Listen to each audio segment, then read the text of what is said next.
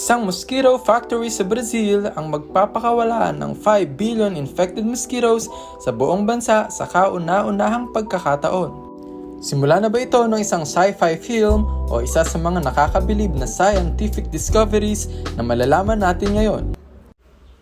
Ayaw natin lahat sa lamok, di ba?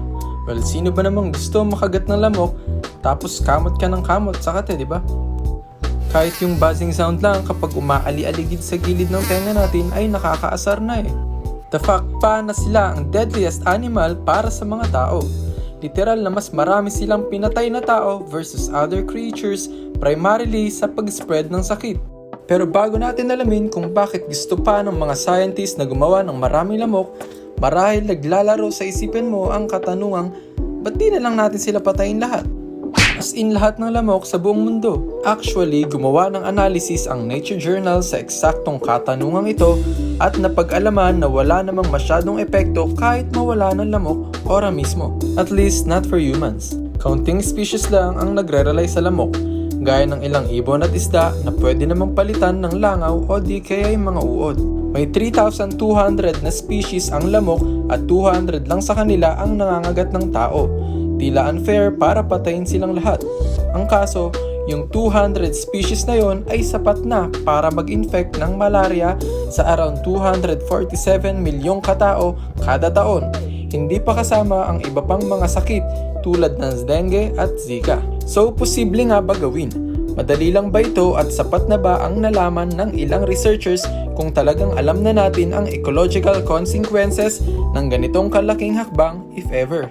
Well, mas nagustuhan at napagkasunduan ng mga scientists ang ideya na gumawa ng mas maraming lamok sa isang laboratorio. Parang nonsense, di ba? Pero hindi. Nakadiskubre ng paraan ang mga siyentipiko para mapigilan ang paglaganap ng mga sakit dahil sa mga lamok nang hindi sila pinapatay. Maraming salamat sa Wolbachia. Wolbachia has sort of been in the background in mosquito biology, if you like, for the last 100 years, but only quite recently attracting a lot of attention. Some of the work that we did a number of years ago now showed that if you had Wolbachia in the mosquito that transmits viruses to people like yellow fever, chikungunya, dengue, the viruses couldn't grow very well in the mosquito if they had Wolbachia in them. Napagdalaman ng mga siyentipiko na pinipigilan ng Wolbachia bacteria ang paglago o pagdami ng ibang pathogens tulad ng dengue virus kung parehas silang present sa isang lamok and eventually mapigilan din ma-transfer sa mga tao. At pagtapos mapakawalan ang mga Wolbachia infected mosquitoes ay hahawaan naman nila ang ibang mga lamok na walang Wolbachia bacteria. Paano? Kapag ang infected male ay nakipag-mate sa non-infected female, ang itlog niya ay hindi mapipisa. Kung ang female mosquito naman ang infected ng Wolbachia bacteria at ang male mosquito ay non-infected, mapipisa ang itlog pero lahat ng ito ay infected na ng Wolbachia bacteria. Parehas ang mangyayari kung pareho naman silang infected. Inaasahan na pagtapos ng ilang henerasyon ay dadami ng gusto ang mga Wolbachia carrying mosquitoes. At ang pinaka-importante ay babagsak ng gusto ang kaso ng mga dengue. Isa sa mga unang komprehensibong pagsasaliksik ay sa bansang Indonesia. Nalaman na ang protective efficacy ng intervention ay 77.1%, equivalent of being 4 times less likely to develop the disease kung nandoon ka sa mga lugar na nabanggit. May ibang test sites na nagpapakita ng result as low as 38%, ngunit masasabi pa rin na malaking porsyento sumatotal para sa kabawasan ng sakit.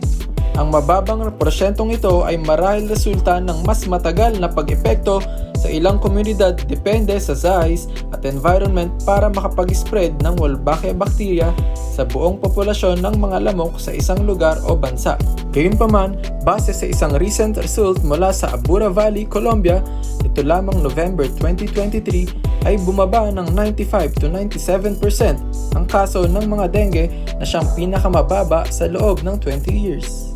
At ang mas matindi pa dito ay ang buong North and South America ay kasalukuyang nasa second worst year ng dengue fever since 1980.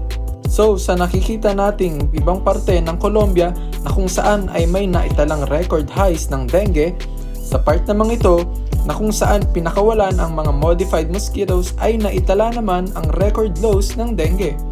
2015 mula nang mag-release ang mga scientists ng modified mosquitoes sa lugar na ito at ang 95% reduction dengue fever ay talaga nga namang kamangha-mangha.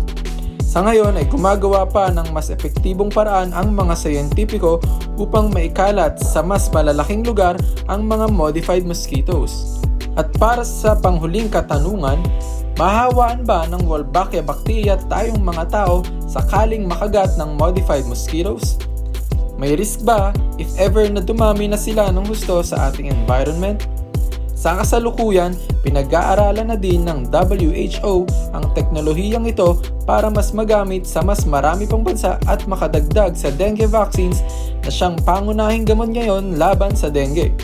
In the long run, ang paraang ito gamit ang makabagong teknolohiya ay maaaring makapagligtas ng daang milyong katao laban sa dengue, infected man o may sakit na. Talaga nga namang nakakamangha ang kakayahan ng siyensya, teknolohiya at inobasyon upang makatulong sa ating mga tao lalo na pagdating sa usaping pangkalusugan.